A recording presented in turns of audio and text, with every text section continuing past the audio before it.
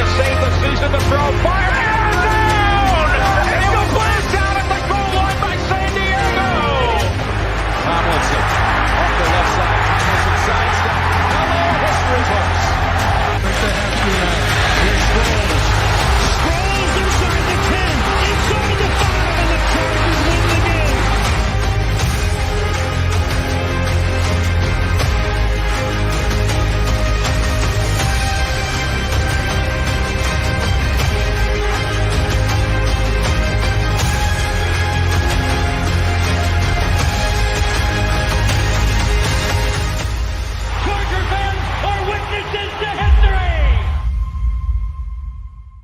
What's up, people? Welcome. Craig, Jamie, Garrett here for our very last draft profile show, and it's going to be a doozy. We've got wide receivers today. We are covering 9 different players. We put together player cards. We've got rankings. We got our grades. We got sleepers. We'll do our top 20, 10, however many we have.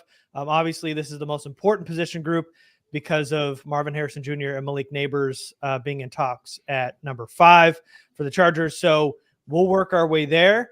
We picked 10, the kind of consensus top 10. This is in no particular order. We're going to start from the 10th all the way up, and we'll work our way to Malik Nabers and Marvin Harrison Jr. Craig, Jamie, welcome. Right before mock draft season. How you guys feeling? Feeling good. Glad we're done with the the film study. This is ready to always move on to the mock drafts and get into the draft. Yeah. Relieved, to say the least. As much fun as this is, and whenever we get started, I always look forward to it. And then when we get in the throes of it, it's just kind of like, oh God, is this ever ending? But luckily, we get to top it off with a really nice group of receivers, and I was super excited. So we basically saved the best for last here, in my opinion. Yeah, it's always this way. At the very end, we're always thankful that it's over, because now we have to throw all these 100 some odd prospects into a draft guide and get that thing out too. So that'll be coming. Make sure you're part of the Patreon, because everybody will get that draft guide and our rankings and position groups and all that. Everybody we watch this offseason. So let's go ahead and get us started. So Craig's going to start us off. We've got these player cards that we'll be talking about. And then we're just going to go straight fit, because for all 3 of us to be listing traits on all these guys, which we graded and watched and know, is just going to be too long for, 9 prospects plus 3 sleepers. So 12 guys is a long time. So we're just going straight fits for the Chargers. So let's start it off with Lad McConkey. Craig, let's get it started. Yeah, Lad. Good old Lad. So first things first. I know that when we're talking about wide receivers and fits, you have to look at a player like this and understand how they would be utilized in the offense that they're coming into, not necessarily how it would be done outside of a Chargers fit. So with that being said, keep everything that I'm saying in mind, and whether or not it makes sense for the Chargers, we'll talk about in a minute. But as far as who he is overall, I think from day one, he's a difference maker in the slot. So he basically has the ability to threaten defenses both vertically and horizontally. I think he's going to spend a significant amount of his time getting action in the middle of the field on crossers, things of that nature. He arguably has like the best feet in the class. He can use really elaborate setups, and taking extra steps isn't really a big deal for him because his feet are so clean. He doesn't throw off timing. So they're also quick, and he can really stay in lockstep with the QB. So timing routes still aren't really a problem. I'd consider him a pretty crafty route runner, and he'll give DBs headaches when attempting to stay attached to him in and out of breaks. So he'll use head fakes, like hezzy steps. He'll sink his hips and explode out almost effortlessly. So it's really hard to defend him at the very top of those routes. When he finishes his stem and he gets ready to make a break, he doesn't really give a tell which direction he's going. He's so quick in and out of them. You got to be really on your P's and Q's. If you guess wrong, he can make you look really, really bad. Again, I mentioned he profiles mostly as a slot, but I think he has the ability to play some Z at the next level, really due to his proficiency as a route runner. And actually, he played more outside snaps for Georgia than he did in the slot, ironically enough. And he's going to pay some really huge dividends on third down. Now, as far as some of the issues, he's going to need to be kept clean in the NFL. He's got this kind of small, wiry frame, and it's going to affect him from a static standpoint. So he's not going to be able to line up as an X. Hell, I don't necessarily want him lining up as a Z unless he's going to be in motion. Z receivers normally move around a bit, so he can work there. And like I said before, he'll grow into more of a Z role, I believe. But you're definitely going to have him in a slot and as Z and moving him around, or DBs are just going to have a field day mugging him. He's not supernatural at ball tracking, which I found to be a little concerning. His hand-eye coordination comes off as a little questionable, specifically on those deep over-the-shoulder receptions. I saw him drop a few and bobble a couple. Sometimes he'll just take his eyes off the ball altogether. The yak abilities, it's kind of going to be mostly predicated on his ability to catch the ball in open space. He's not going to break a ton of tackles. He can make guys miss. He can break them off with a couple steps in one direction or another, quick cuts, within his, I guess really with his athleticism, it allows him to make these quicker cuts. But I wouldn't say that he's a dynamic athlete in space, but he can make guys miss with hesitation steps either direction. So he's fine after the catch. But like I said before, he won't be breaking a ton of tackles and he won't be dragging guys for additional yardage. So overall, I like Ladd. Whether or not he's going to fit with the Chargers, I don't think so. But still, the grade is really predicated on like his ability, everything he showed in college. And with that being said, I gave him a late second round grade at an 80. Yep. So we got our grades here at the bottom there. Number 10, Ladd McConkey.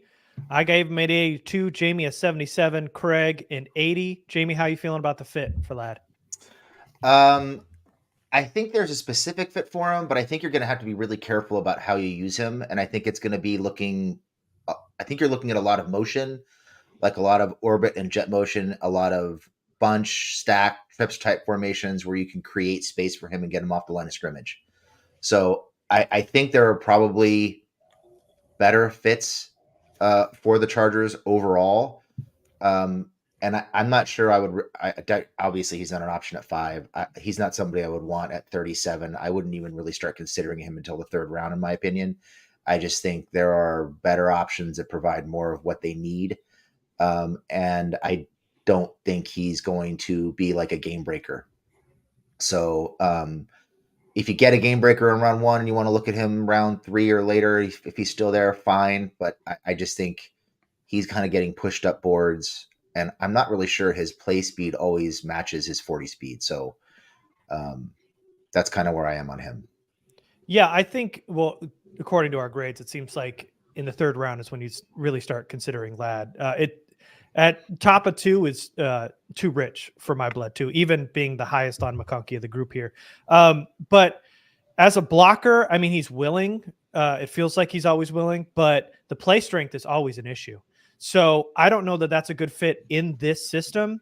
Mm-hmm. I like the speed. I really like him at the top of his routes. And it just felt like watching McConkey, he always came up when Georgia needed a big play. He was like the big time receiver, always came up big when they needed something. But I think they'll like his toughness, Harbaugh will, but I don't know if you can really overlook the size and the play strength when you're drafting him. There's a cluster of guys here that you would like as a second wide receiver off the board for the Chargers if you're looking in round 3-ish that we'll talk about. I don't want to give away the other 2 that I feel like won't be that kind of great fit. McConkey is part of that group. A guy that I think if he doesn't have a free release, he's in trouble. The other 2 mention it, but I really do like a lot of his I think he's a good receiver, but in terms of a fit at the Chargers, I have my questions too. So yeah. All right. So let's go ahead and move on. Next one up here. Xavier Worthy. Explosive, obviously. Fastest 40 time at the combine ever. He had a 4.21. He is so fast on the field too. It does translate on tape because it just feels like it's a matter of time till he breaks one off. He's got an assorted release package off the line of scrimmage. He's got major acceleration, obviously. He's really good with short area quickness, good footwork that sets it up at the line of scrimmage, which is great. The issue, again, here, like McConkey a little bit, he's smaller frame. He's 5'11", 165, and it feels like the hands can be inconsistent at times. For me, this is another guy that I feel like wouldn't be a great fit like McConkey. I think there are some issues with the hands, him being a little small. And the world-class speed is great, but the frame for this system is a little bit cause for concern in this offense. I'd like to see Worthy as kind of that second wide receiver off the board too. I think there's a fit there, but if you're looking at that they're passing on a wide receiver, I do not like Worthy as your kind of next best option. I just don't feel like it. I like the player. I don't feel like it's a great fit in the system. And for me, I gave him an 80. Jamie gave him an 84. Craig, an 82. Yeah, I agree with pretty much everything you said. I think the couple of issues with him, obviously the frame. He lacks length at 5'11", 165. He has a hard time tracking in balls outside of his frame. He's a little better at the jump balls directly over his head, but balls that are thrown behind him or way out in front of him, he just has a really hard time getting to. And I think the kind of spatial awareness and being able to find gaps in zones and knowing when to settle down versus when to continue running is an issue. And the deep ball tracking is kind of an issue too, which is an odd thing for a deep threat. He has a hard time working back to the ball on the deep ball. So Worthy for me is a guy like I've seen people talking about him as wide receiver 4, wide receiver 5. To me, I think that's kind of rich. He's not somebody I would consider if they traded back. I think if you're talking about him in the second round, it's a possibility, but first round for me is too rich. I think kind of like Ladd, you're talking about a Y with some Z potential, but you're going to have to put him in motion and help him get free releases, because if DBs get their hands on him, he's going to be toast. Yeah. So everybody falls in love with the speed. Easy to do. Fastest 40 at the combine of all time. All is great. His 0 to 60 acceleration is really insane. Like, there's no recovering if a DB's late into his transition. It's an essential guaranteed lost rep if you're not, flipping your hips and getting around. And I mean, before he enters your airspace. He paces his routes pretty well to set up DBs throughout the game. So even though he knows he's the fastest guy on the field, he doesn't abuse it. He'll still use his superpower strategically. And I would say that he can run the entirety of the route tree because he's such a fluid mover, but Texas didn't necessarily ask him to do so. I mean, it helps him at the next level because he's going to have to be a little bit more crafty due to his smaller size. Because the dude is the size of an 8th grader. And I mean, I don't care if Texas did use him on the perimeter as an X as often as they did. That's not going to fly in the NFL.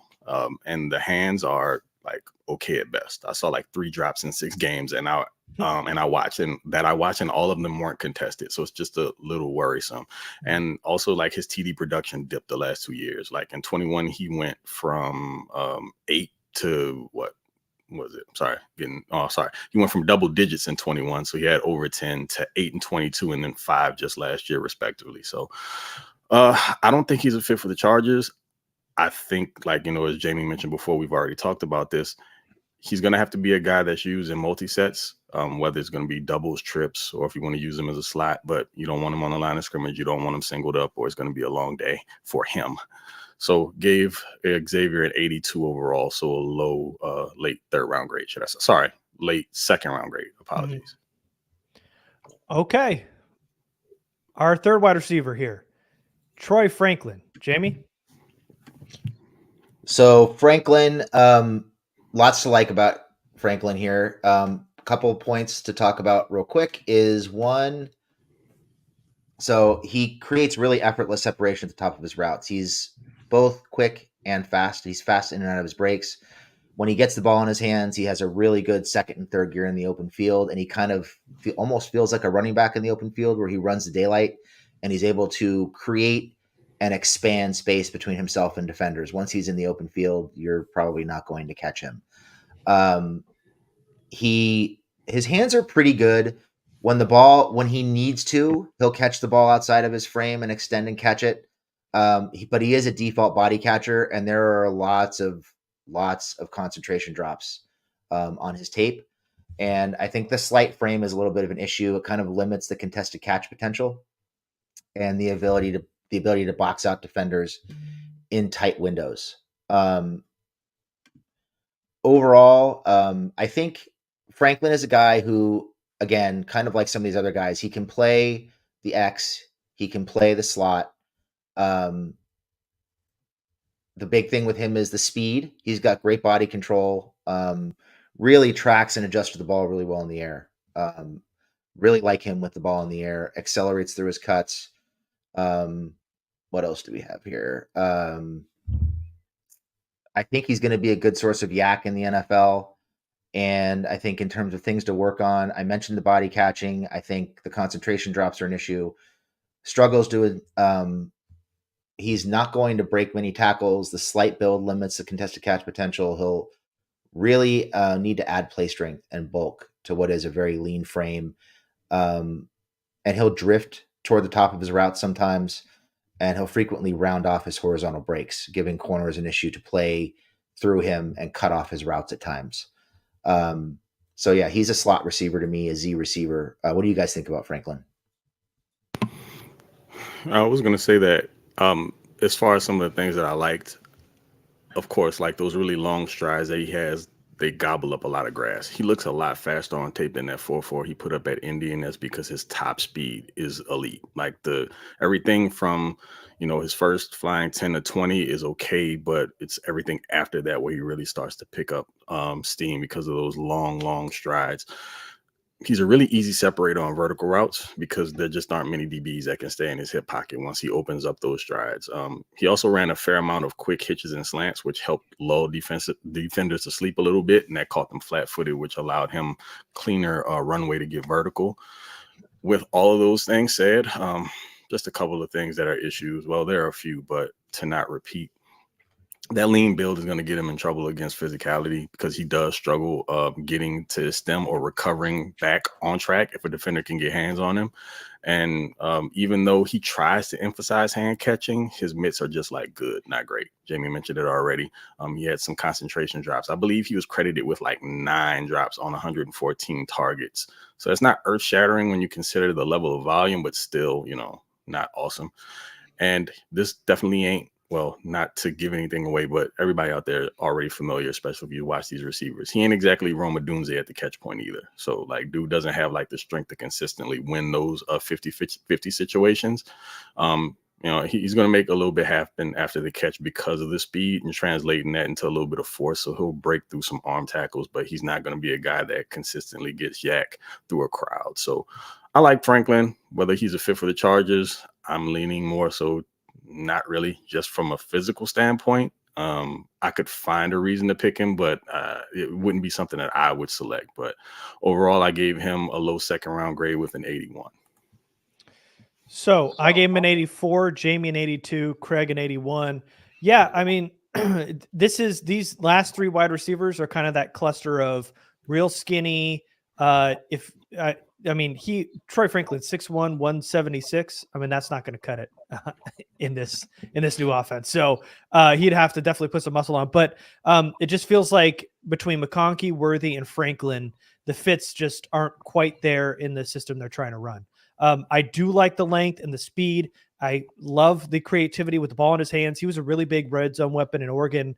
And I would love him as a wide receiver 2 or 3 off the board for the Chargers, much like I said for McConkey and Worthy. And I liked Franklin. Lad McConkey's kind of getting that late draft push up the boards, but it feels like Franklin's kind of going a little bit under the radar. A little bit bullish on Franklin than some, but yeah, in terms of a fit, I don't know that it really. I don't think a 6'1", 176 wide receiver can survive in a Harbaugh/Roman type system. But I like the skill set, not as a blocker. Don't love the fit, but I do like the player. So I gave him an 84. Yeah, I agree. I think sometimes people think if we give somebody, a mid to late second round grade, it means we don't like them. Right. Franklin was a fun watch. He made a ton of plays. Mm-hmm. He's a good football player. I don't know that Harbaugh will necessarily look at him and say he's a football player. Right. I think there are other guys in this class that he's more likely to get that reaction to. But I think Franklin's probably going to wind up a late first or early second round pick is my guess. And that's just too rich for me. Yeah, I mean, super explosive in the open field. Like those, that's where he stands out. When he gets the ball in his hands and he has some runway to make something happen, that's when he's special. It's just you can't expect that to be the case at the next level. Guys are gonna, I'm not gonna say everybody's gonna be able to match that speed, but it's a different league, and you're gonna have to be able to get your hands on the ball and be quick out of those breaks and be able to accelerate and get to that top speed to try and outrun guys. And guys in the league are just too quick for that for the most part. So I like him. Just I don't love him as a blocker, and that could be an issue in a hardball offense as well. So we'll just have to see how it works out for him. All right, here, wide receiver number 6, Craig, Brian Thomas Jr. My LSU boys. So I think of all the wide receivers, Thomas probably has one of the highest ceilings. He's just starting to scratch the surface, which is scary when you look at that athletic profile. Everybody saw what he did at the combine, but for me, this dude is like Pac-Man to Cushion. Like you press him off the line, or turn and get your horse on, or turn on and get on your horse early, because the second he closes airspace, it's pretty much a wrap. If he stacks the DB, go ahead and close the curtains and fade to black, because it's pretty much over. The dude has tremendous long speed, and he's a galloper, but the acceleration is pretty mind-blowing for someone of his length. He has all the God-given ability to evolve into one of the top producing wide receivers from the class when all is said and done. I really love the ball tracking ability. He'll show late hands over the shoulder, even when he has a step or more on a defender, just out of habit. He understands route pacing and tempo, knows how to make a corner commit underneath, and use that tremendous stride length to gain vertical separation. He's shown like a propensity for the big play and gotta have a situation. So dude just loves big moments. He's not afraid to mix it up as a blocker, even though his stock blocking needs some technical refinement. That's not unlike many of the wide receivers in this class, but he does show the effort there. I like the development I saw in his release package year over year. Even though he wasn't pressed up a ton, he showed the ability to kind of dip under, club and rip, give a hezzy stutter to get clean in his releases. And he gets back on track. So into his route stem, if he does get redirected, so timing doesn't get thrown off a ton. Some of the things that I am a little bit concerned about is that he doesn't play with consistent physicality, like not what you would like to see from a guy of his size, but he wasn't heavily tested in press coverage. So I can honestly say, like, I'm confident. Well, I can't say really that I'm confident he'll be able to flip that switch on at the next level, because there is a little bit of a tendency from him to go all out some plays and not so much others. There's another receiver in this class that's similar to that, but way worse.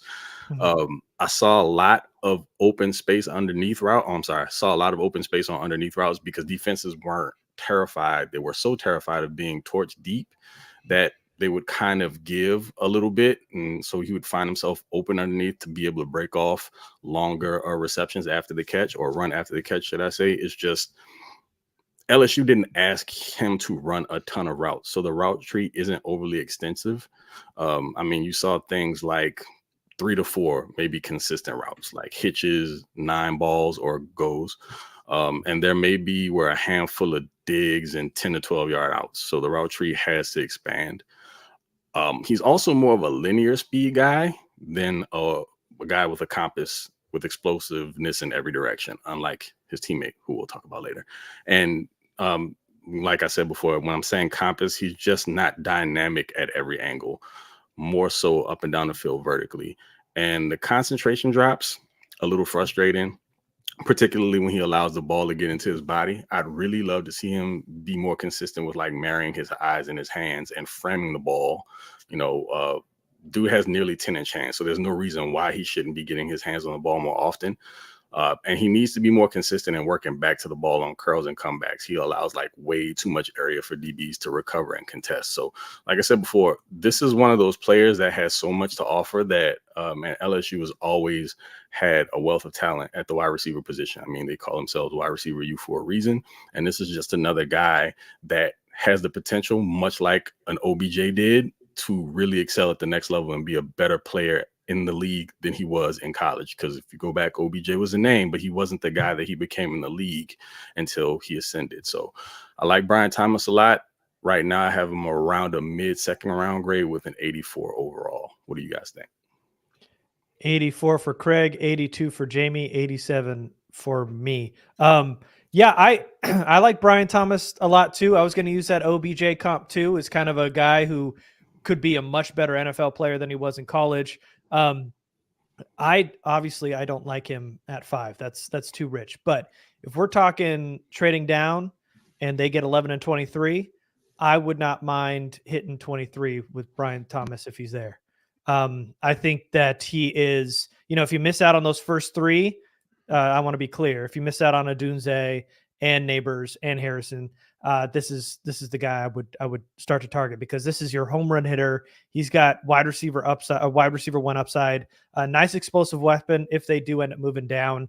I had some concerns against the Alabama game. It seemed like he struggled against some of the top NFL corners in that Alabama game, but I really do like his explosiveness. It feels like he could take one to the house at any moment. And I really do like him at the beginning of his routes. So I like him as a pretty good fit if they were able to trade down and maybe you can get him in the 20s-ish range. He's one of 2 guys that we're going to talk about that I'd be comfortable with down in that 20s range. I was a little bit lower on you guys in him just because of the drops. I have a hard time giving a high grade to guys that have a lot of concentration drops. It's frustrating. But he's slightly built, and I think he could have some issues with press at the next level. However, he does have a pretty projectable frame, so you could easily put on 10, 15 pounds, and now you're talking about an X receiver instead of a 0Y. So I think there's some projectability there that some of the guys that we've already talked about don't necessarily have. And he could be kind of, if you can teach him to run a more diverse route tree, because like Craig said, you're looking at like some slants, some curls, an out, a go route, and then he'll run the drag every once in a while.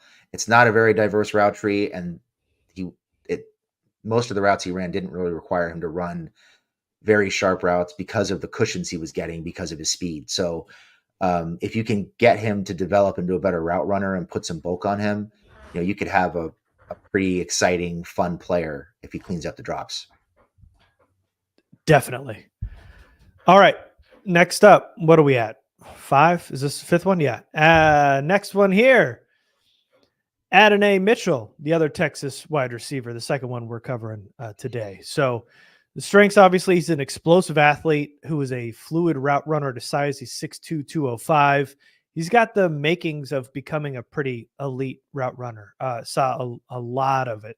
Natural hands catcher with an incredible catch radius. Texas used him and kind of used that kind of catch radius in the red zone. He had 11 TDs last season in the red zone. The weaknesses here feel like he struggles at the top of his routes. He kind of gets a little choppy at the top of his routes, takes too many extra steps when he's breaking off routes. And then he's not a consistent yak threat. Sometimes he'll turn and go. Others, he gets brought down on first contact. He's a little bit inconsistent with that. But in terms of a fit, I really like him as your second wide receiver if you pass on one in the first round, which I hope they do not. But it feels like he is a wide receiver 2 with some wide receiver 1 upside with the size and the speed and the strength and the route running. And even with the knocks, it feels like his route running is really, really good. If he just kind of cleaned up a little bit at the top of his routes, he'd be pretty close to, I don't want to say perfect, but pretty excellent in that regard. And then if you can get him consistently turn up field, I think that yak will just start adding up. So I like him as a day 2 pick. If you can pair him up with your Harrison or Nabers in the first round, that's golden to me. I ended up giving Adonai a 85, Jamie an 86, Craig an 82. Yeah, I really liked Mitchell. I thought he's the other guy I was referencing who, if you can put some weight on him and kind of, drag the dog out of him, so to speak, and make him a little bit tougher and more physical, he's a guy who could ascend into wide receiver 1 status. He makes plays at all 3 levels of the field. Not really a yak guy, but maybe some potential to create that in the right situations. by scheming him some opportunities for that. Love the way he catches the ball with his hands. He does sometimes trap the ball against his body on well-thrown balls, but he high points the ball. He's a good contested catch guy. He's good in the middle of the field. He's good in the deep part of the field. Lots to like there. And a guy who I think has the potential to be a wide receiver one. I can't talk today in the right system. It's both of us. Don't worry about it. Yeah, what's wrong with you two today? I don't know. I'm like getting over wide receivers. You can't. Yo, I'm running off of about 4 hours of sleep in the last 48 hours, man. Cut me a break. And I think the big difference between Mitchell and most of the other guys in this class, especially the guys in that second tier, is most of the other guys have a lot of college reps. They have a lot of college production. They've had that development time on the field, getting snaps. He has not. He didn't play much for Georgia. He's only had 1 year of college production. He really hasn't had a chance to figure out who he is. And I think if you get him in the right role in the right system, he could be really, really good. So Mitchell was a weird watch for me because from an athletic standpoint, everything that he brings tangibly, he could be or potentially be one of the top 3 to 4 receivers in this class when all is said and done. I would say he's one of the best third level route runners in the class. He's a real problem vertically because his speed and length make him nearly impossible to defend once a DB is stacked and in his rear view. And he's also pretty sure-handed. He only has 6 career drops. Now, the flip side to that is, like Jamie mentioned, he doesn't have a ton of experience, so you have to maybe take that with a grain of salt. But I do like what I saw from him as a hands catcher.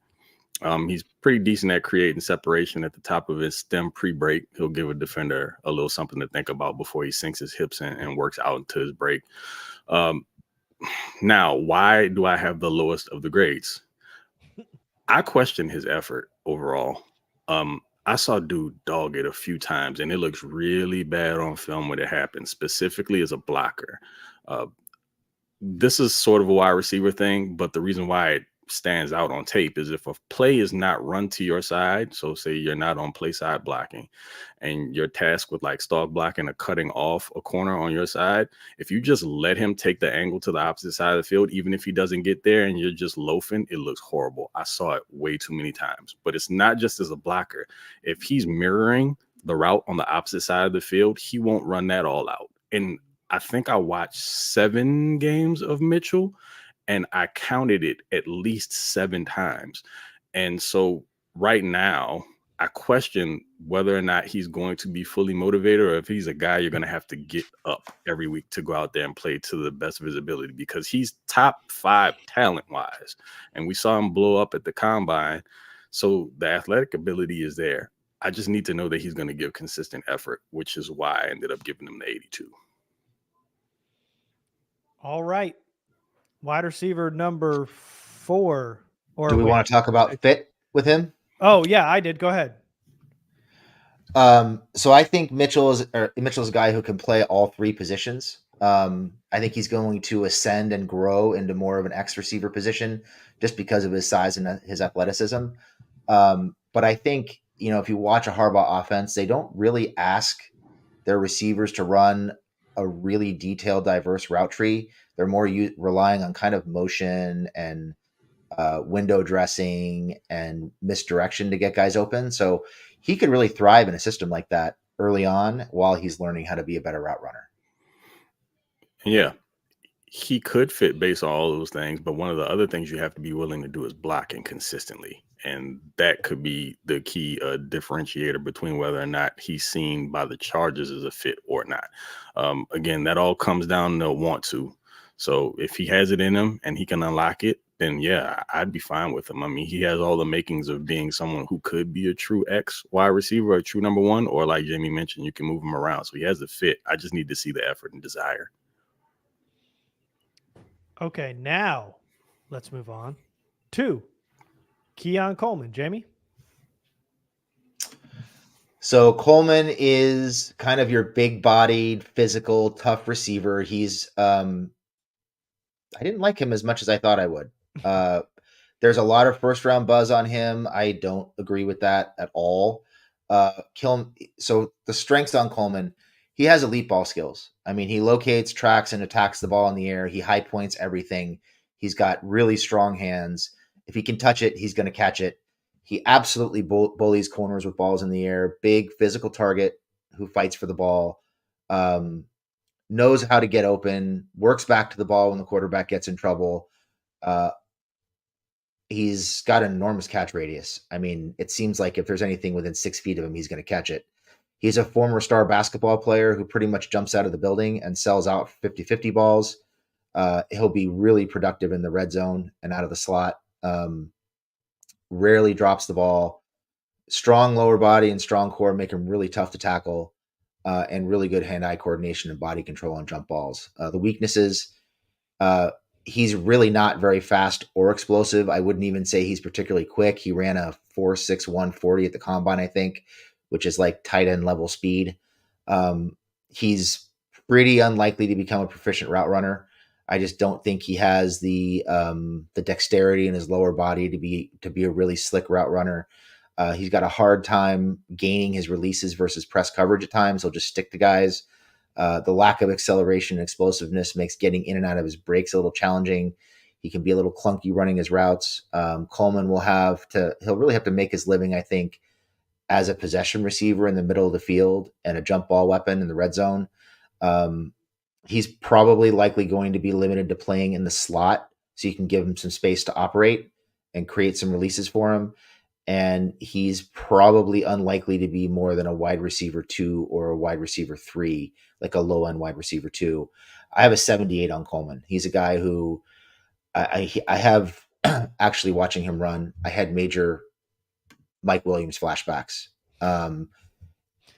He's not the same player, so I don't want to draw the direct comp because I don't think that's fair. But I had major piano on his back vibes watching Keon Coleman run, which is a throwback to when we broke down Mike Williams all those years ago. Mm-hmm. He's just not fast enough or explosive enough. And I think he's going to have a really hard time getting open. Yeah, he makes a lot of jump ball catches.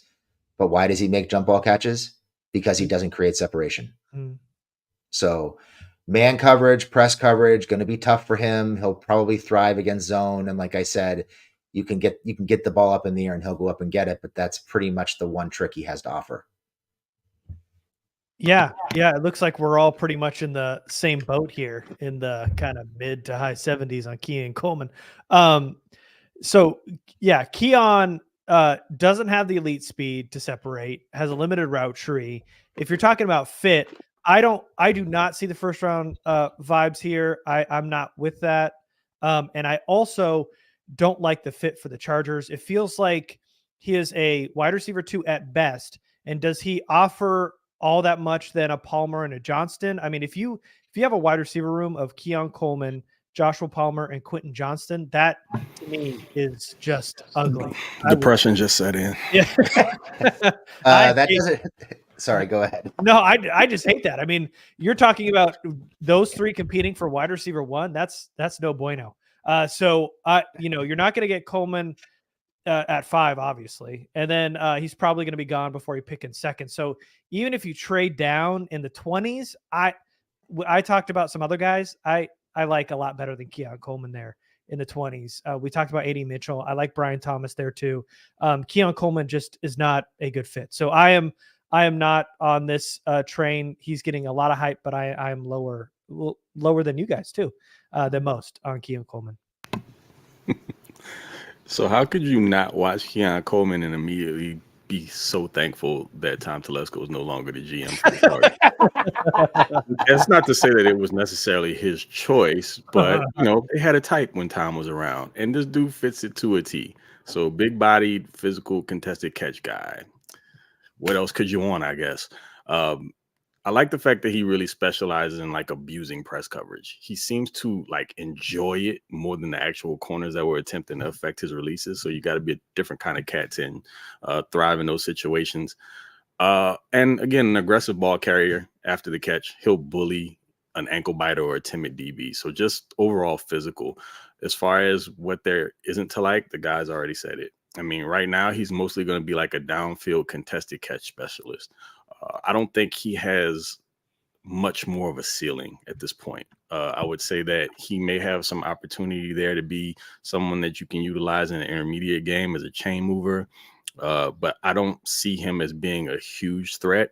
In order for him to have some real success at the next level, I think he's going to have to be a part of a wide receiver room that has a couple more explosive options. And that way, he can be your wide receiver to someone that you can get to really get physical with some of the smaller corners. If you want to work him in as a big slot, that works as well. I just don't ever see him being a true number one. I mean, if it happens, I'll be a little shocked because from what I can tell, dude isn't that far from his apex as a player. I mean, there can always be leaps taken at the next level, but as far as what he can offer from a physical standpoint, as far as just explosiveness, I mean, he pretty much doesn't have very much at all. And he's not a small guy by any means, so he'll be able to body some cats up, but you're not going to make a living full time doing that in NFL. So there's going to have to be some nuance added to his game as a route runner. So if he can work on the technical aspect of things, I could see him being maybe a mid-level receiver in the league, but right now, a little squeamish on it. So that's why I gave him a 77. Yeah, I think, when you hear Joe Ortiz talk about getting younger and faster at wide receiver, this does not do that. So please steer clear. No, thank you. No bueno, no me gusta, whatever else you want to say. I'm out. No. Hardest of passes. Yeah, man. I mean, it feels like, grade-wise, we're not even considering him until the third round. So if you're talking about in the first or coming around the second, just not a good fit. Look, can I be honest? I don't want him at all. Even if it were the third round, I would really want no parts of him. Yeah, there are some guys that I would like a little bit better. All right. But let's move into the top three, the real first round players here. And we'll start with Rome Odunze. Craig? All right, man. So I'll say this about Rome, man. I feel like he's gotten lost in the shuffle here in the last couple of months. There's some good reason for it, I guess, depending on what your flavor is at the wide receiver position. But Rome has been a really great college performer. You can see him ascend year after year. He just had crap luck being in the same class as Marvin Harrison Jr. and Malik Nabers. Else he'd be like the unquestioned number one wide receiver. I guess if you wanted a model for year-over-year improvement, like I mentioned before, he'd probably be the standard in which you'd measure. His jumps in production each of the last 3 years, pretty tremendous. Everything from top baseline statistics increase, like receptions, yards, TDs, yards per reception, everything goes up. Fantastic hands. Of the 140 targets the dude had last year, he only let 3 hit the carpet. He runs the full route tree, but he really shines as a vertical threat due to his elite ability to track the ball and dominate at the catch point, specifically in contested catch situations. So he was college football's Mr. 50-50, which is somewhat blasphemous when you consider the kid had a nearly 70% win rate on contested catch opportunities last year. If the ball is anywhere within his catch radius, you can feel pretty confident in betting the house that the dude with the number one on his jersey is probably coming down with it.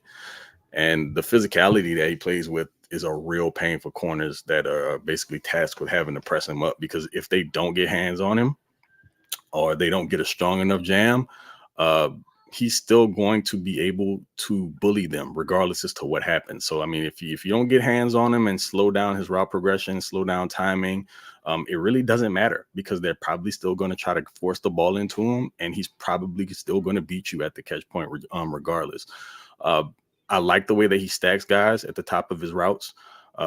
Again, he's not blazing fast, but he's fast enough. And as far as recovery is concerned, you're not going to be able to play trail technique on him and get to the ball. It's just not going to happen. He can shield you with his body and like basically completely keep you at bay from being able to contest the catch. Like, he specializes at contested catch situations. He's mastered it. We're talking about like the creme de la creme of X receivers. So like, he's got true number one talent. And teams are going to have to consider him week in and week out. You're either going to have to double him or bracket him. Like I said, I've seen a lot of people compare him to Larry Fitzgerald, which, I mean, you don't want to do that. Hall of Fame level players with college kids, you really shouldn't do that. I think it's a bad idea. But I understand when you're talking about play style, he does resemble that. And he also doesn't hesitate to mix it up as a blocker, man. You can feel pretty comfortable running to him play side. Now, as far as some of the knocks, he doesn't necessarily strike fear in defenders like as an explosive threat. Like he'll win with his strength at the line, and he has good deep speed, but we're not talking about like a jackrabbit here. So dude's not overly explosive. And it also shows up in his routes that require like sharper cuts. So outs, dig, curls, comebacks. And as a bigger dude, he has to like really sink his hips and chop his feet and plant to push off in the breaks. And that can open up recovery windows for DBs. And also for a guy that plays such a physical brand of ball at the line of scrimmage and with the peel in the air, he isn't what I'd expect from a run after catch perspective. I would like to have seen a little bit more from him. And I wish he just had like a little bit more ability in the open field as a creator. He doesn't have that type of juice or lateral agility to be consistent in that way. I mean, I saw a couple of situations where they ran some screens to him and he made some things happen, but it wasn't with any great regularity. And he really lacks the burst out of breaks to create significant separation. So this probably will lead to like even more battles at the catch point at the next level. So you'll see like the contested catch ability really shine there too. Rome, he can ball, man. And in any other draft, he would probably be the guy that I'd be leaning for the Chargers to pick. Like, again, he doesn't have like that elite top end speed, but he's fast enough and he has the all around game to be a real number one guy. So if you're talking about somebody to just build your offensive passing game around, he pretty much fits the mold. And he didn't quite get into the 90s for me. I got him at an 88. So I'm still saying like, near first round grade, high second round, but Rome's a first round receiver. It's just the way that the grades ended up panning out for me. Jamie and I hit 90s. Craig 88, Jamie 90, Garrett 92. Jamie? Yeah, I mean, there's a lot to like about him. I think he's going to be a very productive wide receiver. I don't want to repeat what Craig said. I think some things that I noticed that kind of bothered me isn't the right way to put it, but some things that I noticed that kind of stuck out to me were there's no separation really on the vertical routes at all. Corners tend to stay in his hip pocket, and almost every deep ball is a jump ball or a contested catch of some kind, because corners have such an easy time staying with him deep. It doesn't seem like they feel super threatened by him deep. I also felt like there are times where it seems like he almost tries to turn catches where he should have easy wins into jump balls because he relishes that opportunity so much. I don't know. Sometimes it kind of seems like he almost throttles down when he turns to look for the ball as he gets open. But he's going to be very productive. I mean, he is almost impossible to cover on back shoulder fades. Very physical at the catch point, really goes up and after the ball. He's good in the red zone. He's very good in the deep and intermediate parts of the field in terms of like posts and digs and things like that. Like Craig mentioned, not great with the ball in his hands after the catch. Doesn't really seem like he wants to mix it up so much in yak opportunities. He'll kind of go down after the first contact. Like you said, I had a 90 on him. I think he's going to be he's probably going to be an X receiver at the next level, but he can play all three positions. He's going to be very productive. He belongs in that top tier of wide receivers. If they were somehow to trade down into that 8, 9, 10 range, you kind of hope he'd be the guy that'd be left there. But he's going to be really, really good. And his blocking and his physicality is something that I'm sure Harbaugh will love. Mm-hmm. Yeah. The fit is great. I think, we're using the 11 and 23 scenario as kind of some benchmark of where we want these players. I think Rome is the only player on this list I wanted 11 outside of the top two who are, going to go top 5. So if you're trading down to 11, you hope Odunze's there because he is the next best kind of wide receiver 1 who is a fluid athlete. And I feel like he's got just really, really, really high ceiling. I love the size and length. I like his yak ability better than both of you guys. I feel like he could show some toughness when trying to gain some extra yards. And I really think he's got a really, really well-rounded route tree. I think he ran a pretty extended route tree in college. And, it's again, a guy you can't cover, a guy you could just throw up, and he's going to come down with the ball almost every single time. Strong hands, excels in heavy traffic, wide catch radius. I really, really like Rome Odunze. And if you're looking at 11, I'm going to Odunze. Are you know, Gabriel asked a question. This is our first question while we're going into this. At 11, would you rather go Brock Bowers or would you rather go Rome Odunze? Who would you pick? Craig? That is a very interesting question. Yeah. I would say with the depth of this draft at wide receiver, I might go Bowers at 11.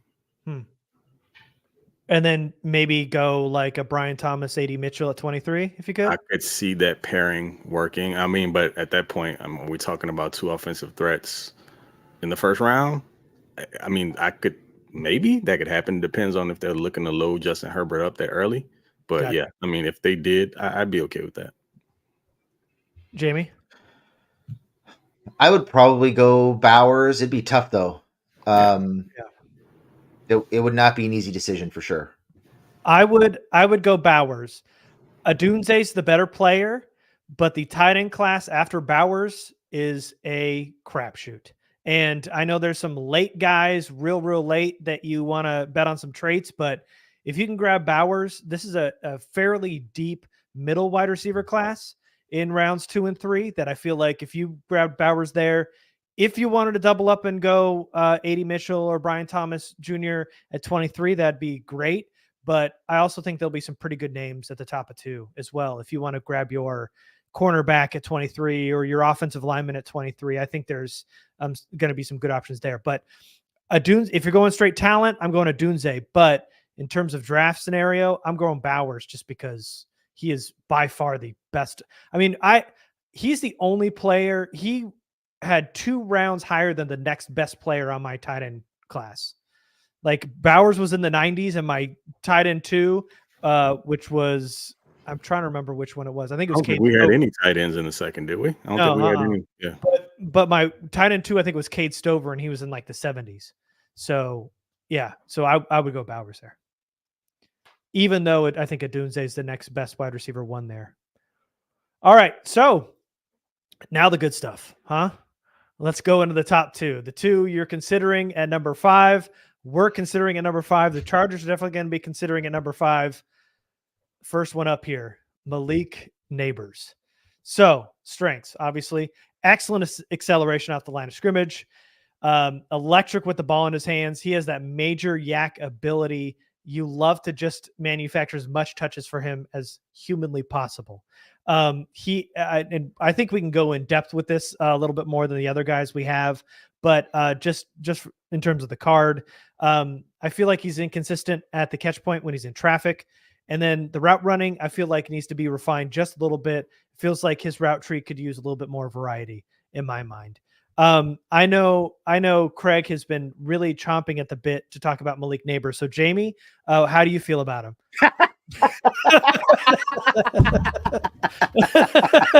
Never. I got more for Malik Nabers, but Jamie, I wanna hear your take on him.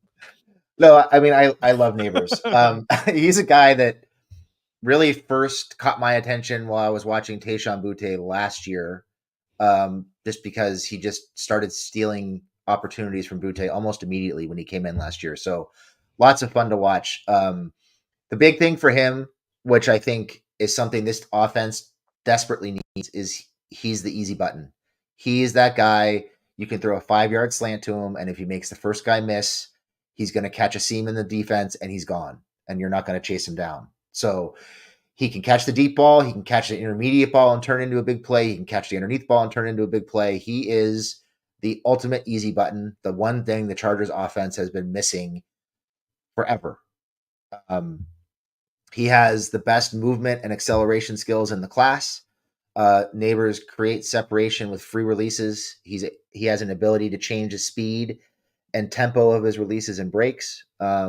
He puts corners on their heels in the drive phase of his route, which opens up the door for really easy completions on comebacks and horizontal breaks. It's just an absolute nightmare to cover across the field. You can't roam them across the field. explodes through his brakes, accelerates through the catch.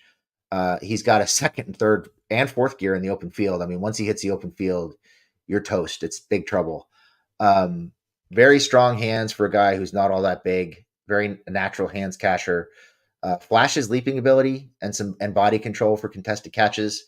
Although hopefully you're not having to throw too many contested balls to him.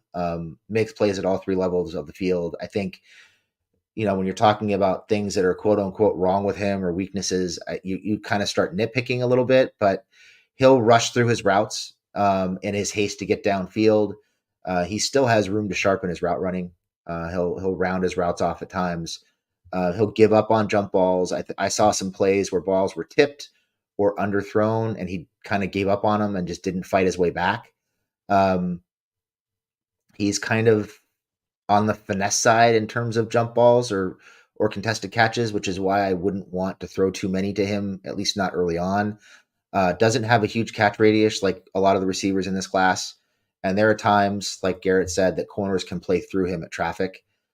He's going to have to get stronger. But Nabers is my wide receiver 1, which might surprise some people. I have a 93. It's very close between him and Marvin Harrison Jr., but ultimately he's my wide receiver 1 because I think he is the best fit for the Chargers. I think he can play. He's going to play Y. He's going to play Z. If he sharpens his route running, gets a little stronger, there's a chance he could play a little bit of X. You can move him around, put him in motion, help him up by hiding him, in various types of looks. He's going to be a lot of fun, and I think he's by far the best fit at the top of this class for the Chargers. Can I go? No, I'm just kidding. Go ahead, Greg. Go ahead. Do I have permission to speak? Go ahead. Yep. I'll go after you. All right, guys, here we go. Flags planted. Did my best here. Try not to get overzealous about it because of what happened with Zay Flowers last year, but this is a different animal altogether. So let's just start it off. Y'all call him Malik. I call him half man, half amazing, Yakatron. Dude's human, a human M80, if you will, if you're into fireworks. Just imagine like the football version of like the Showtime Lakers, but just one guy. Okay, so I'm overdoing it here, but there's a reason for it because clearly I love him. Look, uncommon change of direction and start stop ability. Pretty much. Moving on, let's go to Harrison. I will keep this going all day. I will hop on here live by myself. Y'all gonna get this work. So dude can move at any angle with like zero wasted motion without sacrificing any speed. That's not normal, by the way, folks. You're supposed to have to throttle down. He has the movement skills of like a 5'7", 5'8" guy. I mean, he's not small, and people conflate the two things. Like, he's not small. He's 6 foot, 200 pounds. By comparison, Marvin Harrison's like what, 208, 209. Even his teammate is maybe 5 or 6 pounds heavier, something like that. He's not a small wide receiver. Again, effortless athlete who basically toys with like his gears. He can hit whatever gear he has to. It's like, hey, how fast do you need to be out run this angle? Okay, cool, let's do that. So whatever gear he needs to hit, or how fast is he, is the question. Well, however fast I need to be in order to make the play happen. I like his hands as a high-level ball tracker. Masterful at adjusting his speed to match the trajectory of the ball, so you very rarely see him misjudge passes. And dude is a complete menace in the open field. Like, he doesn't just have the speed to destroy angles, but like the complementary strength makes him really difficult to bring down. He isn't agreeable with defenders post catch. Like, if you're going to tackle him, you're going to have to work to do it. A simple arm tackle isn't going to get it done. Dude has the on-field mentality of a rabid pit bull, which is what sets him apart. He's looking to destroy competition. He literally gets off on it. It's his thing. He's not going out there to just do his job. He's going out there to embarrass you. Again, different mentality, specifically from a wide receiver. He has that offensive lineman road grader mentality, but he plays receiver. Again, not common. We're talking about the all-time receptions leader at LSU. Like, among names like Odell Beckham Jr., Jamar Chase, Justin Jefferson, Jarvis Landry, Dwayne Bowe, Mark Clayton, Josh Reed, all those guys. He has more catches than all of them. Now, again, not a perfect prospect. Not far off from it, but not perfect. Similarly to Thomas, Nabers ran like a lot of underneath routes, which kind of allowed him to make really easy catches and then just out athlete defenders. So his overall route tree needs work. And Jamie alluded to this also. He has a tendency to rush his routes. He needs to become a little bit more not decisive, but patient, because sometimes he's ahead of the throw. Nuanced, Yeah. I think is the word you're looking There for. you go. Nuanced. Absolutely. He's ahead of the throw more often than not. Sometimes he's just streaking downfield waiting for the ball, and it's because maybe he snapped off of his route a little too early, or he ran the stem way too fast. He just has to learn to pace it a little bit better, but he's just like highly revved up almost at all times.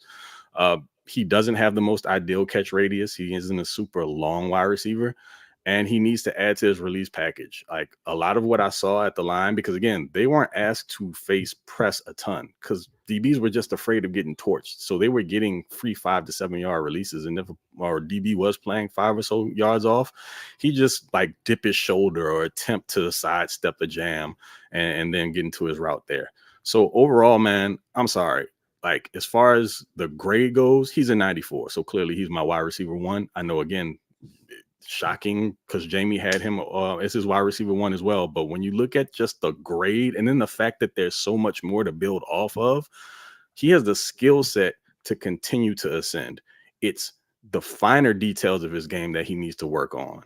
And then you put into the fact that he doesn't mind blocking. Like he's another person who looks like he enjoys the contact. So he'll get after guys, and you can see post play shoving matches he was getting into with DBs and linebackers, even just because he loves that. He has that mentality. And as a wide receiver, those are like my favorite guys to watch, because there's just like, you call them dogs, well, that's fine. Like that's what he is, tried and true. So for me, wide receiver 1, 94 overall, put a stamp on it. This is my dude. I'm ready to have my heart broken. Yeah. We're all there. 92 for me, 93 for Craig, 94 for Craig, 93 for Jamie. I know that he doesn't really have a lot of moves off the line, but that explosiveness off the line of scrimmage, I mean, it feels like he's winning almost every single route. He always has that extra gear to run by anybody. When he gets the ball in his hands, he's a threat to take it to the house. I love when LSU would put him in the slot because he was just a mismatch for anybody there. He's too physical, too strong, too big. The hands are beautiful, no injury concerns, and he's a crazy person, which I want in my athletes. I want a screw loose in my wide receivers, and that's Malik Nabers. And in my football players in general, like I love the fact that Rashawn Slater's got a pet lizard. Like that's weird. I love that. Malik Nabers wants to start his own paintball space after he retires from football. Like that's why. That's weird, but I love it. He is crazy. He is physical. He is a dog. And I know people use the word dog a lot, but if you want somebody who's an absolute menace, that's Malik Nabers.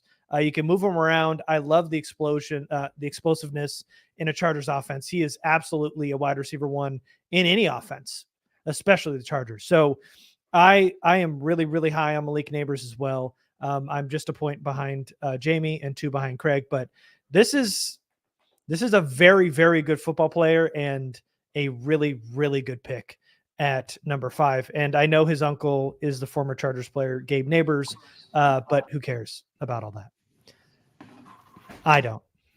I know everybody else does. And I know there's that connection you want to make, but whatever makes you sleep at night is good on me. But I love this player. And this is one of the top options at number 5 for sure. So let's just do it. Let's move on to our last one. And Jamie has the pleasure. Marvin Harrison Jr. Yeah, obviously NFL legacy. He's a guy who has a ton of talent, and he's going to be a very good football player. I think the big thing that stands out with Harrison is when the Ohio State offense needed a big play, whether it was a money drive or a money down, he always seemed to come up with it. He always found a way to get open, always found a way to make a play. So that's a huge feather in his cap. And you love the frame. I think he's 6'4", 210. He's long.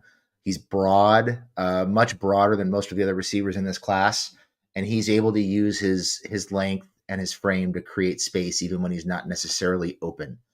And he's got really strong hands. He catches the ball extremely well. Harrison is a natural hands catcher. elite ball skills, effortlessly tracks, locates, and adjusts to the ball in the air, elite body control with the ball in the air, makes plays at all three levels, deadly on slants, crossers, deep overs, etc. He runs a pretty full, polished NFL route tree.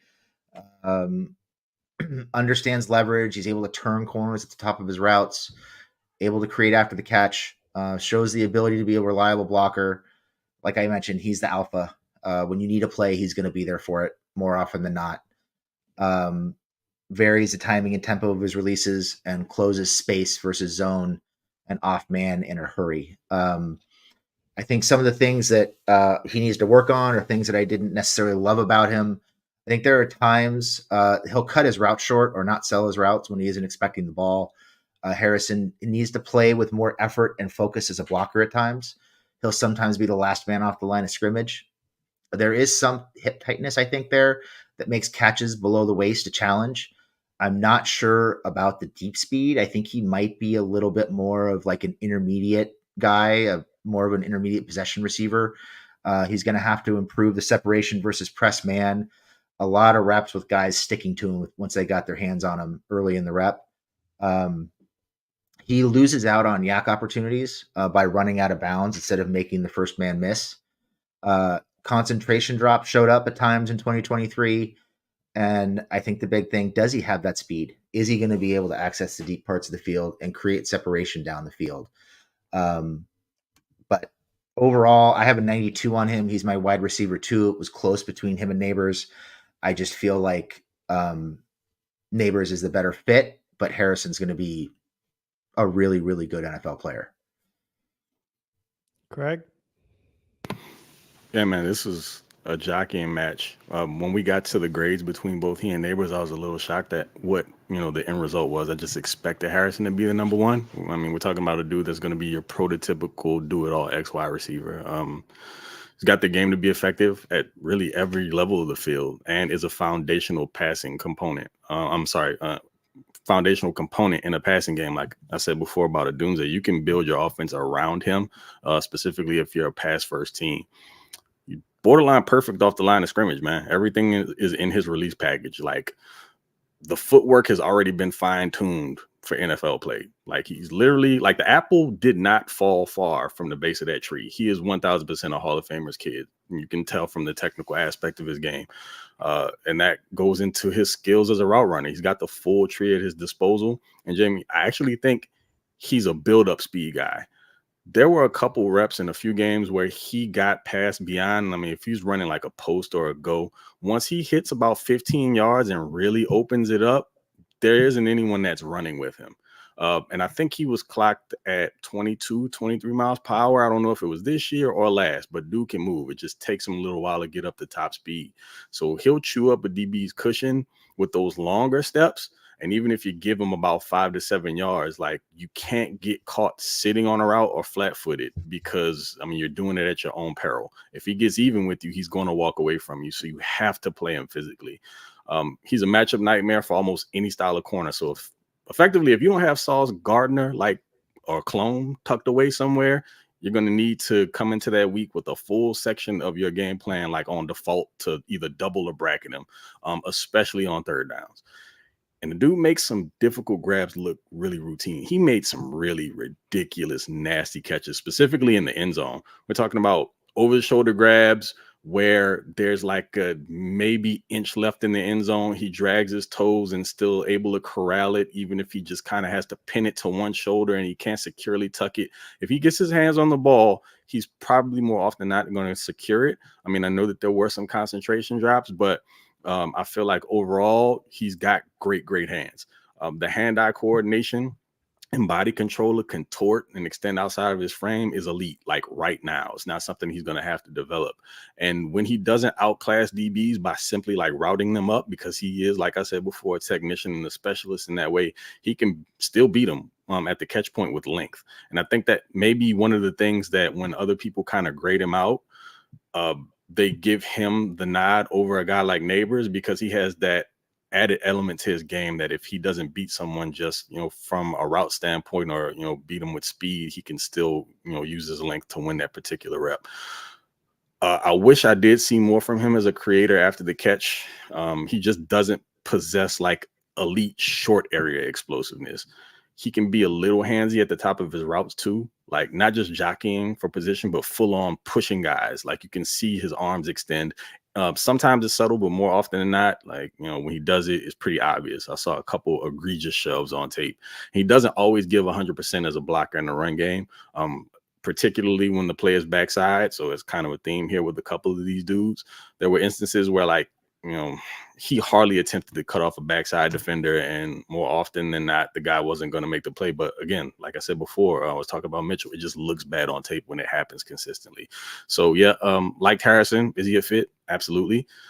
He would be my second choice. But if the Chargers walked away with him, I'd be happy about it. I gave him a 93. All right. So this is my wide receiver one. And it feels like Marvin Harrison Jr., there's some draft fatigue with this. He is by far the best player in this draft. I think probably going to be my number one overall, period. But it is the best route running in this class among wide receivers. It is the best catch radius among all wide receivers in this class. It's the best body control among all wide receivers in this class. Excellent hands. The man is always open. Always. Every single time. Even when he's covered, he's open. He wins at every level with his footwork. He is very, very competitive in the run game. He's always looking to go out and block. I understand the limited yak ability, but it still feels like at times he will fight for yards. So it's not like it's not there. It's just times he'll run out of bounds. This is the perfect X wide receiver. This is a drag and drop wide receiver one, day one of camp. This is a perfect fit for me for the Chargers in terms of frame, footwork, catch radius.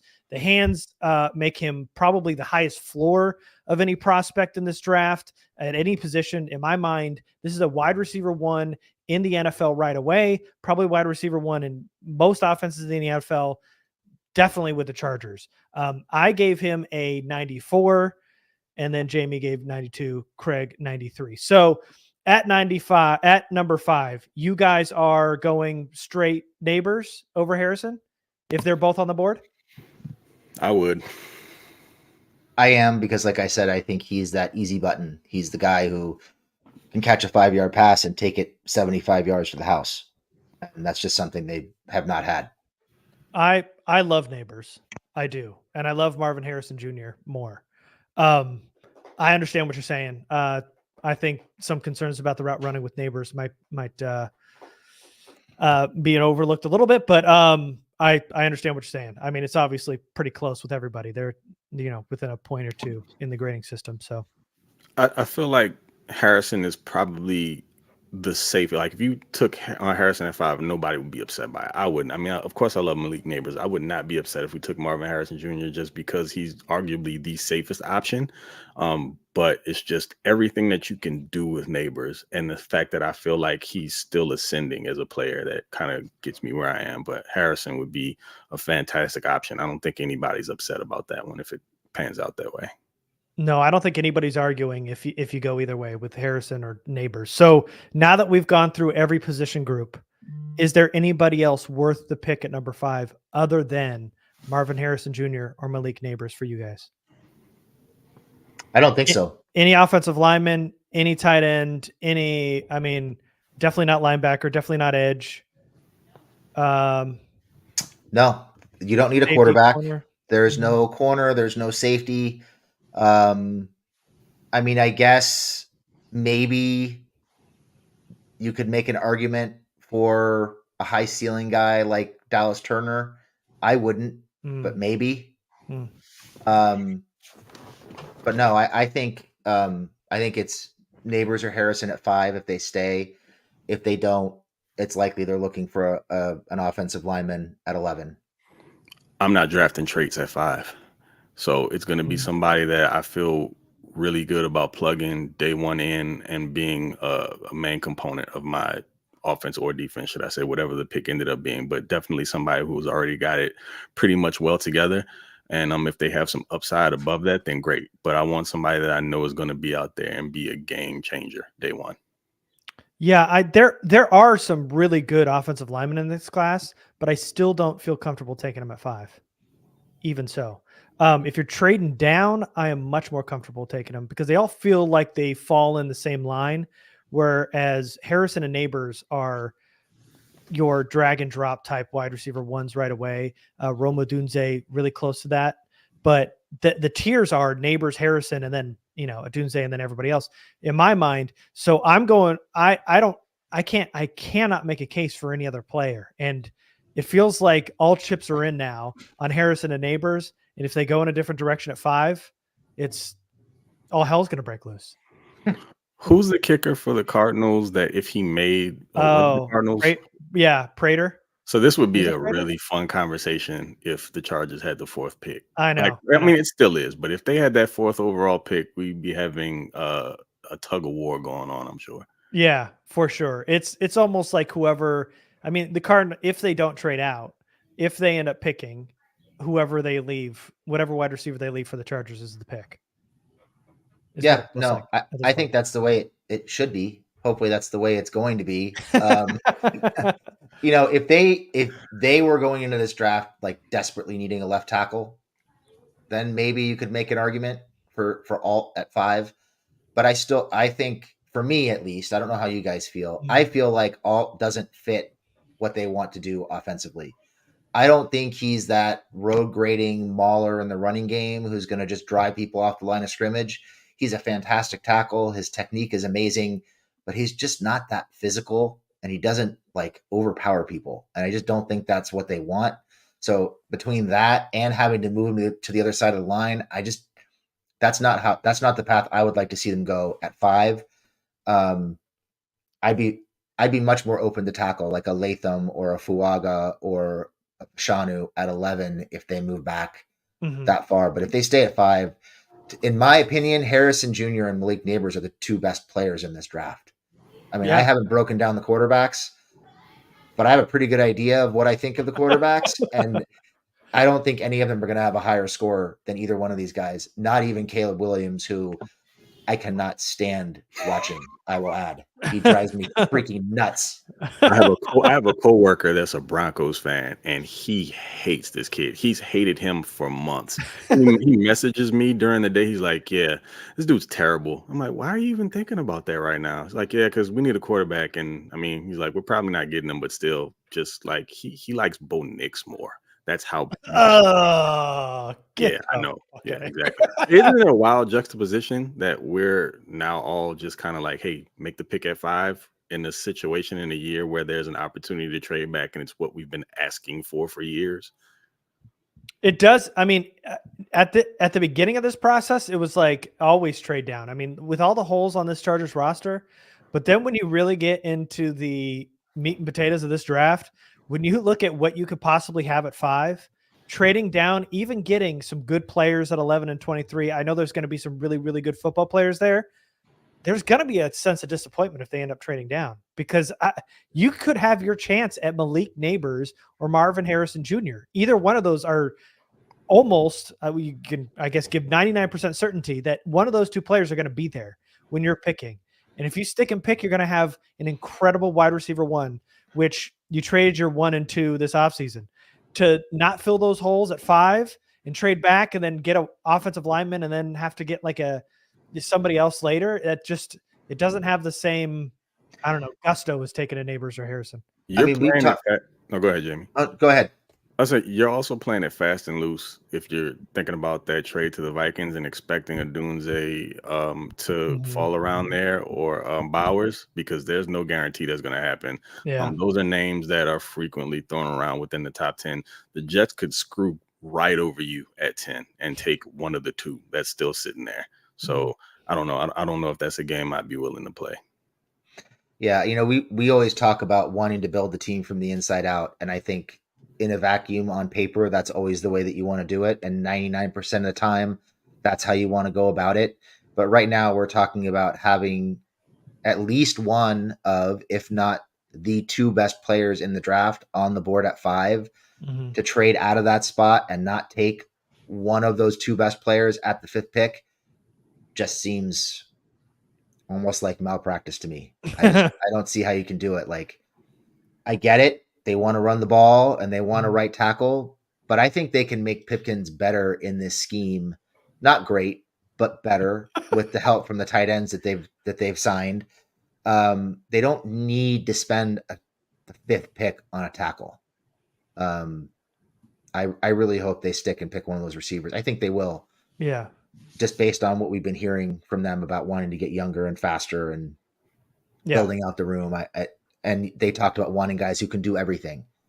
And these guys can do everything. So I think that's important. Mm-hmm. Yeah. I know that it's a weird conversation to have and people aren't doing it, but Jamie mentioned it. Everyone's just kind of throwing Trey Pipkins out, throwing the baby out with the bathwater. I don't know if that's something that you guys want to lean on out there. There's potential that they see someone they can make serviceable for at least another year and maybe draft an offensive tackle prospect in the 3rd round that they can sit and develop and groom and look to insert him maybe next year. If Pipkins finds himself playing off of the starting out of the starting lineup, then you've got a guy that you can insert that you've got a little bit of training there. But the fact that they signed the tight ends that they did, I think I mentioned this in the group chat with you guys, there's a reason why they went after who they did at tight end. And I wouldn't be surprised if one of them is to serve as a chaperone to Trey Pipkins a little bit in the running game and in the passing game and maybe leak him out into the passing game a little bit. But I don't think we should just ignore the fact that Trey Pipkins is still on this roster. And I know we'll get into this next week too. The kind of the crux of all this number 5 pick and the roster going forward. So I know we will get into this more. Look for that next week. We're going to do it. But we got some sleepers that we need to talk about too here. So, we talked about, you got to get Marvin Harrison Jr., Malik Nabers at 5. If you had a chance to move, or you had another, because they've talked about doubling up at wide receiver. They think it's really deep in the middle of this class. So if you do grab one of the 2 at the top, we're talking about guys you can grab later. And I don't want to, you know what? I make Craig wait. So I'm going to let Craig go first. I'm going to make Jamie wait on his sleeper because I know he's wanting to talk about him. So yeah, this is what I was really looking forward to. Thanks so much. Let's move on to sleepers. Maybe somebody you can grab a little bit later. Your sleeper, Malik Washington. Man, Malik Washington, someone that caught me by surprise. I've heard his name in the last few weeks, but haven't really paid attention to him because I like to do my own work. So I tried to stay away from what I was hearing. But man, there's a lot to like about this dude. I mean, you look at him from a perspective of a wide receiver for height, and he's relatively like diminutive in size, but really he's super put together. He's 5'9" and 190 pounds. So again, not a small guy. He's kind of got more of like a running back-ish build to him. Super solid play strength. He's an experienced 5th-year receiver who broke out after he transferred to Virginia from Northwestern. So a school that's like not necessarily known for slinging the ball all over the yard. You would expect a guy of his size to have excellent footwork, and he does. And it really shines in short to intermediate routes, and he can run really anything on the route tree. He creates separation due to like that ability to get in and out of breaks. And he's a blur in short areas. He puts DBs in constant conflict. And even the more agile defenders have a hard time keeping up with them. And like I said, again, that short area burst really jumps out. And of course, he isn't a long strider, but that explosiveness at the snap really aids in his ability to like delete cushion. And in a heartbeat, he can be on a corner's toes, like in a blink. So you have to be on your game when defending him. The change of direction ability is there, and he uses it to his advantage after the catch. Really, that's where it shows up. As a general rule of thumb, I was always taught, playing defense as a defender, especially in the open field, to avoid like getting embarrassed. You want to keep, sorry guys, if you hear kids screaming in the background, my son is in the middle of a small party and it just got organized around this time. So bear with me. You want to watch a ball carrier's hips, because wherever the hips go, the ball carrier has to. The problem with a guy like Washington is that 5'9" that low center of gravity and the fact that he runs so low kind of eliminates that option. So he fully exercises his ability to move in those short areas and his quicks in and out and change the direction to get ahead of guys and really kind of make them look foolish in the open field. He'll get them on skates doing that. And I also love his super physical demeanor through contact after the ball is in his hands. Again, he's not small. He plays like a heftier ball carrier after he gets the pill in his hand. And he was Virginia's like primary threat, and every team knew that. And he was still able to go off to the tune of nearly like 1,400 yards. He had 9 touchdowns and 111 receptions. He notched 100 plus receiving yards in 10 of his final games at UVA. So also keep that in mind when you're considering his overall size and the fact that he's more of a slot receiver than anything. He's about as sure-handed as any receiver can be. He only had 3 drops last year, and that's crazy. It's literally nothing, probably not even worth mentioning when you consider the fact that he was targeted 140 times. Add to that, dude had a 62% contested catch rate at 5'8.5" with only just 30-inch arms. I think the better wide receivers go a little over 50% in contested catches. So, that measures up really well, needless to say. And the explosive testing at the combine, he tied for first amongst wide receivers with a 42.5-inch vert, had a 10.6 broad, so same distance as guys like Brian Thomas Jr. and Xavier Leggett. He ran a 4.47, so that short area explosiveness I saw on film definitely makes sense. He also ranked first in both forced missed tackles and yards in the slot last year. So dude just all around dynamic and getting it done. As far as the knocks, pretty much he's going to be a slot. He's going to be relegated to playing slot at the next level. He benefited a lot from having space to more easily set up releases due to not having to face press very often. And he has good but not great top speed. There's no fourth gear, which could limit his big play potential. He competes like hell at the catch point, but just doesn't possess the size or length to win more often than not in contested situations at the next level. I'm projecting that. Like I told you, 62% in college. I don't know if that's going to carry over much into the NFL. It's just a different game, so that's probably going to drop a bit considerably. His size is probably going to limit his production on the outside vertically also. So don't be shocked to see him use like heavily in between the numbers and on quick manufactured touches like screens and even the occasional jet sweep. So there's a lot to like about the kid, especially when you're talking about the fact that he got so much volume and produced at that level at his size. But with all that said, I still gave him a 77. So I would say he's probably a high third to middle third round pick, but definitely a kid that I like. And, you're talking about a number 3 wide receiver that can move the chains for you and get some pretty significant yards after the catch in his own way. I wouldn't hate seeing him added to the roster. He just has to fit a particular role. I don't know if I would take him then based on whatever the Chargers do earlier. So, but I liked him as a player overall. Yeah, I watched him. He was good. I love his route tree. It just feels like he's got a full route tree, really dynamic release packages too. I think, you kind of he's going to be a slot receiver, obviously, but it feels like the length and strength could be a concern in the NFL, especially having all that space off the line of scrimmage. So I had a 73 on him. I liked him too, but definitely a really fun watch. Even the stuff you didn't like, he was a fun watch. Jamie, you ready to talk about your sleeper here? Yeah, unfortunately, I didn't watch Washington, so I can't talk about him. But Sure. So my sleeper is somebody that I've literally been waiting to talk about since May of 2022. And that's our show, folks. I'm a little pent up right now. And we'll see you next time. Thanks, everybody. Craig and I started talking about him in a text message in May of 2022, and I love this guy. It's Jacob Cowing from Arizona. Such a fun watch. So many strong traits. I could literally go on about him forever, but the things that I like about Cowan, he varies the timing and tempo of his releases. He uses his hands, his quick feet, and his hips to slip press. Cowing understands leverage. He's able to turn corners at the top of his routes, sinks his hips, bends his knees at the top of his routes. He's got lightning quick feet, snaps off sharp routes, accelerates in and out of his cuts, creates really easy separation on pretty much all of his routes. He runs through the catch, makes plays at all 3 levels of the defense. His role in Arizona was not quite the same as it was at where did he go? UTSA, I think. Yeah. He was like the go-to guy at UTSA, and he was I think it was UTEP, wasn't it? Oh, it was UTEP. You're right. Yeah. Yep. Yeah. All right. He was the go-to guy at UTEP to the point that they would run 2 running plays, have one stuffed, have a false start. They'd be 3rd and 17. The quarterback would drop back on 3rd down, and hit him for a 25-yard gain. Pretty much all of their drives looked like that. It was just, we're going to try to run it because that's what we're supposed to do, but we suck at running the ball. Okay, it's Cowing time, and they throw the ball up for him, and he'd go up and get it and make a big play. I mean, makes plays all over the field.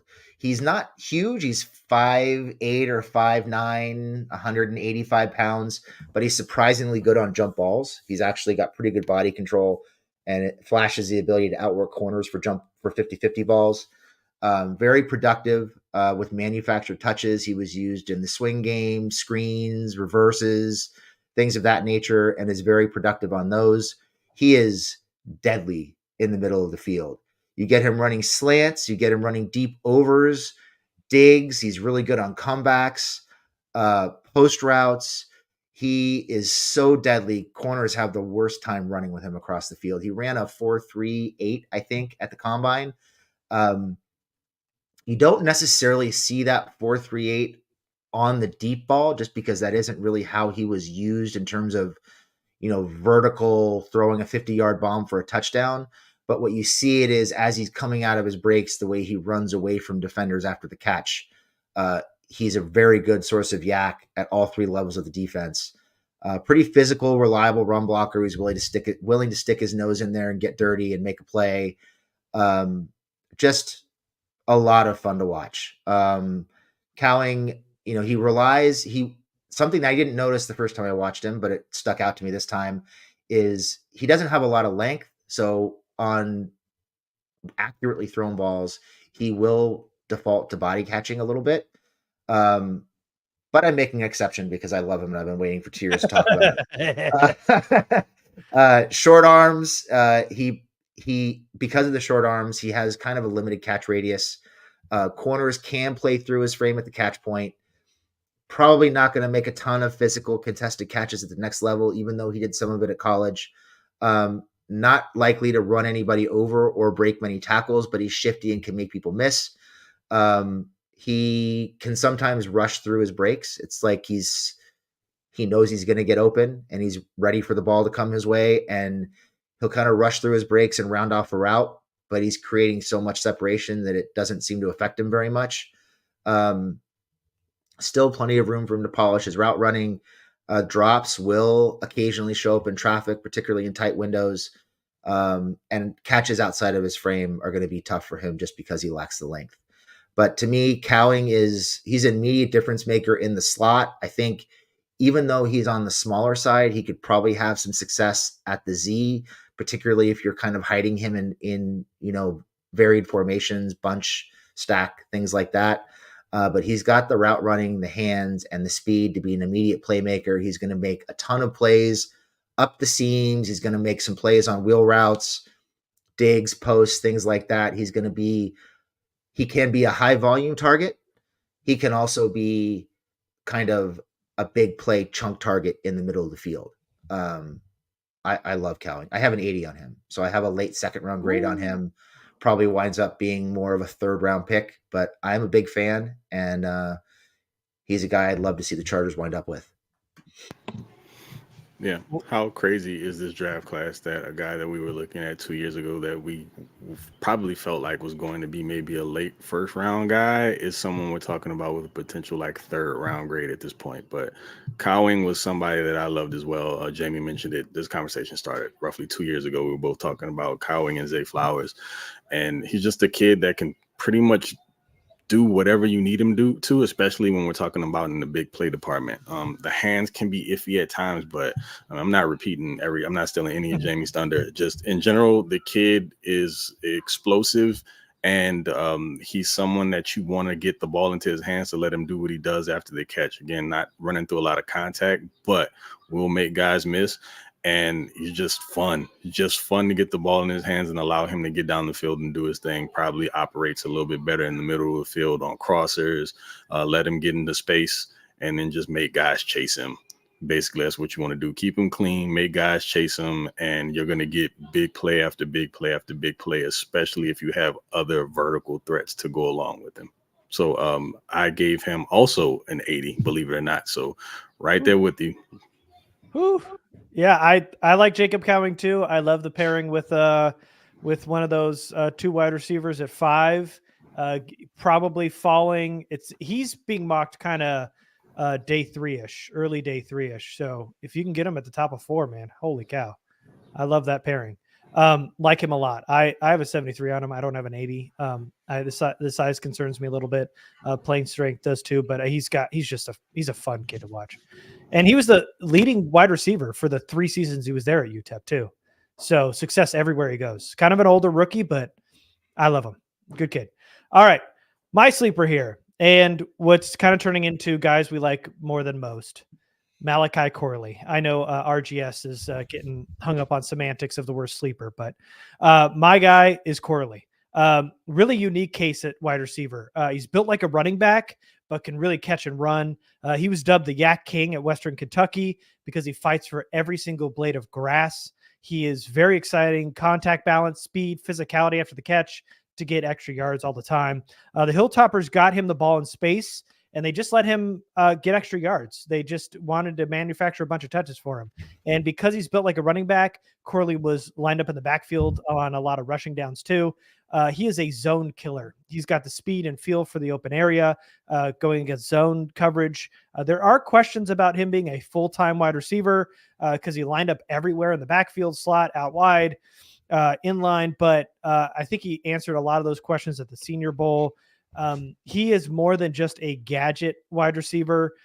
For me, this is an ideal wide receiver 2 or 3 in this Charger system. You can get him later, and I love his physicality in the run game, and I think the Chargers will too. He's built and plays like a Deebo Samuel light, a guy you can run the ball to, hand off, guys you can manufacture touches, screen game, and everything else, but obviously doesn't have the route running chops like Deebo does. So that's not a straight up comp, but just the usage, they could use him much like a Deebo Samuel. Great fit for the Chargers, fun player to add some gas to the offense, and probably going to fall to that range in the top of day 3 as well. I like Malachi Corley. I gave him a 78, which is kind of a high 3rd round grade. So now that we've gone through everybody, let's give our grades. Let's start from the bottom and work our way up. Jamie, I'll let you start. Why don't you, we kind of already talked about wide receiver 1 and 2, but let's just talk about grades. Yeah. Give me 1 second here. So I have grades on, I think 16 wide receivers. So I'll give you guys all of them. Okay. Let me see here. So of the guys that I watched, my number 16 wide receiver, and I think that's an important clarification. We obviously didn't watch everybody. Mm-hmm. That would be impossible. But of the guys that I watched, my number 16 wide receiver was Johnny Wilson. Somebody we've heard the Chargers reference in Garrett's bombs as somebody they might like later in the draft. I do not like him. I had a 64 on him. He is built like a tight end and plays like a 5'6" slot receiver. Not a fan. So he's my number 16 wide receiver. My number 15 wide receiver is USC wide receiver Brendan Rice. I have a 73 on Brendan Rice. My number 14 receiver is Washington wide receiver Jalen Polk with a 75. Number 13 is Jamari Thrash from Louisville with a 76. My number 12 is Lad McConkey with a 77. My number 11 is Keon Coleman with a 78. My tied for number 11 is Javon Baker from UCF, also with a 78. Number 9, Roman Wilson with a 79. Number 8 is Jacob Cowing with an 80. Number 7 is Brian Thomas Jr. with an 82. Number 6, or tied for 7th, I guess, is tied for 6th, is Troy Franklin from Oregon with an 82. Xavier Worthy is number 5 with an 84. Adonai Mitchell has an 86. He is my number 4. Odunze is my number 3 with a 90. Marvin Harrison Jr. is my number 2 with a 92. And number 1 is Malik Nabers with a 93. All right, Craig. Yeah, so I may need therapy because I watched 30 guys. But in my defense, I started 2 months ago, graded 20 overall. So from the bottom to the top, number 20, I got Javon Baker at a 75. At 19, also, you're going to hear like guys are tied. Like I came up with the same grade on a few guys multiple times for different reasons. So just be aware. At number 19, we've got Jalen Polk at a 76. 18, Malachi Corley at a 76 also. Brendan Rice at 17, also 76. So three-way tie there. Jamari Thrash at number 16 with a 77. Malik Washington follows him at 15 with a 77. Keon Coleman at 14 with a 77. Another three-way tie. And then up to 13, we've got Xavier Leggett with a 78. Jermaine Burton from Bama at number 12 with a 79. Ricky Pearsall from Florida, also 79 at number 11. And then we get into the top 10. Jacob Cowing with an 80. Lad McConkey at number 9 with an 80. Got Roman Wilson at number 8 with an 81. Troy Franklin tied there at the 81, number 7. So, yeah, two-way tie there at 81. Number 6, Xavier Worthy with an 82. Number 5, Adonai Mitchell with an 82. Got Brian Thomas with an 84 at number 4. 88, Odunze, number 3. And our top 2 guys, Marvin Harrison with a 93 at number 2. And Malik Nabers is my number 1 overall wide receiver in the class with a number 94. All right, I got 15. Starting at 15, Johnny Wilson with a 66. 14, Jamari Thrash with a 72. Jacob Cowing at number 13 with a 73. Tied with Malik Washington with also a 73 at number 12. I've got Keon Coleman with a 75 at 11. Top 10, we got Malachi Corley at 78. That's number 10. Number 9, Ricky Pearsall with a 79. Number 8, Xavier Worthy with an 80. Number 7, Lad McConkey with an 82. Number 6, Troy Franklin with an 84. Number 5, Adonai Mitchell with an 85. Number 4 is Brian Thomas Jr., 87. Odunze has a 92, which is tied, but he's my number 3. I like Malik Nabers better at number 2 with a 92 as my top overall second wide receiver on the board. And your wide receiver 1 and best player in this entire draft with a 93, Marvin Harrison Jr. And that does it for this pig of a podcast, over an hour and a half of wide receivers. Next week, we're going mocks, baby. We'll probably do a couple of them too. So thanks for watching, everybody. Appreciate you guys, and we will see you next time. Thanks, everybody. Salute.